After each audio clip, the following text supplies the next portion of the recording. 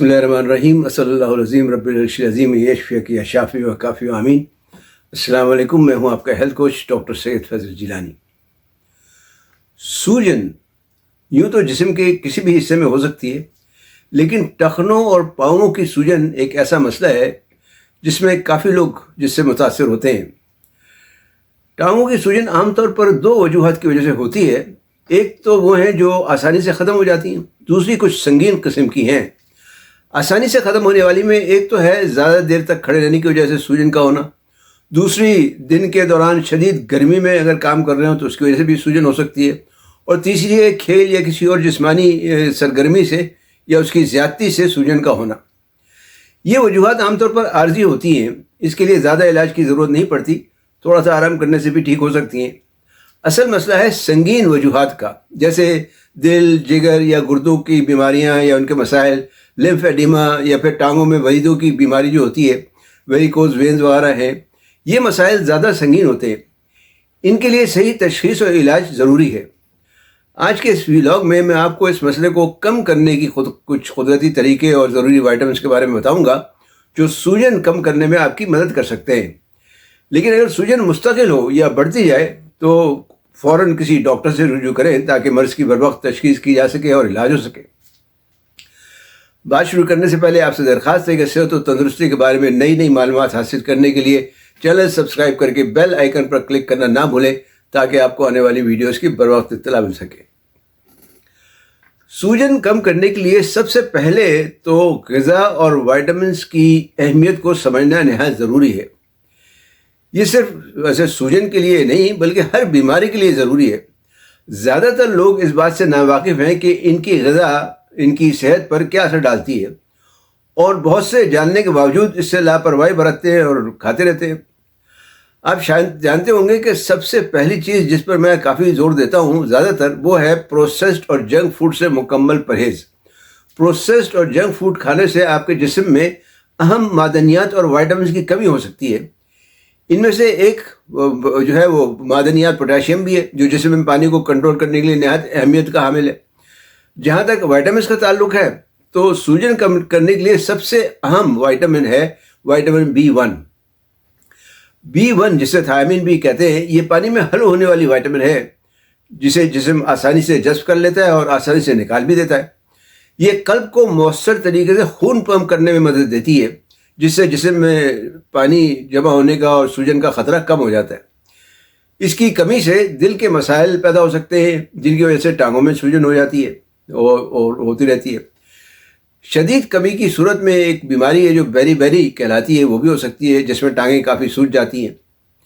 Vitamin B1 کے لیے آپ چاہیں تو بازار سے اس کے سپلیمنٹس لے سکتے ہیں۔ اس کی خوراک بڑوں کے لیے عام طور پر 25 سے 100 ملی گرام روزانہ بنتی ہے، لیکن بہتر ہے کہ اسے غذا سے حاصل کیا جائے۔ کوشش کریں مطلب غذاؤں میں جن میں وائٹامن B1 اچھی مقدار میں پایا جاتا ہے ان میں یسٹ یعنی جیسے خمیری غذائیں ہیں، اسپرولینہ ہے، سی ویڈ ہے جو ایک طرح کی سمندری گھاس ہوتی ہے، سورج مکھی کے بیج ہے، میکیڈیمیا نٹس جو کہلاتے ہیں وہ ہیں، کالے رنگ کی لوبیا ہے، اور دالیں وغیرہ شامل ہیں۔ اگر سوجن ہو تو سپلیمنٹس کا استعمال زیادہ مفید ہو سکتا ہے۔ دوسری وائٹامن ہے وائٹامن C، جو خون کی وریدوں کو، ہڈیوں کو، بافتوں کو اور مدافعتی نظام کو مضبوط کرتی ہے۔ اگر مدافعتی نظام کمزور ہوگا تو جسم کے نچلے حصے میں سوجن کے امکانات بڑھ جاتے ہیں۔ وائٹامن C ایک طاقتور اینٹی آکسیڈنٹ کے طور پر کام کرتی ہے۔ یہ سوزش کو کم اور خلیوں کی حفاظت بھی کرتی ہے۔ یہ ان سگنلز کو کم کرتی ہے جو سوزش پیدا کرنے کا باعث بنتے ہیں، جن کی وجہ سے سوجن کو روکنے یا کم کرنے میں مدد ملتی ہے۔ وائٹامن C کی سب سے زیادہ مقدار سٹرس فروٹس جو کہلاتے ہیں ان میں پائی جاتی ہے، جیسے لیمو، مالٹا، گریپ فروٹ وغیرہ کی جو نسل ہے، یا کینو وغیرہ کی۔ اس کے علاوہ کیوی میں، شملہ مرچ میں، اسٹرابیری، پپیتا، انناس، بروکلی وغیرہ میں، آم، ٹماٹر اور پالک وغیرہ میں بھی اس کی اچھی خاصی مقدار پائی جاتی ہے۔ بازار میں وائٹامن C کا جو سپلیمنٹ ملتا ہے اس میں زیادہ تر صرف ایسکاربک ایسڈ ہوتا ہے، مطلب کام تو یہ بھی کرتا ہے، لیکن بہتر یہ ہے کہ وائٹامن C کا کمپلیکس لیا جائے جس میں ایسکاربک ایسڈ کے علاوہ ایسکاربائل پالمیٹ اور کیلشیم ایسکاربیٹ کی فارمز بھی موجود ہوتی ہیں۔ یہ زیادہ اچھا اور بہتر کام کرتا ہے۔ وائٹامن C کمپلیکس کہلاتا ہے یہ۔ تیسری وائٹامن ہے وائٹامن D، وائٹامن ڈی ایک طرح کی دافع سوزش ہے، جس کا مطلب ہے کہ یہ جسم میں پیدا ہونے والی سوزش کو دور کر سکتی ہے۔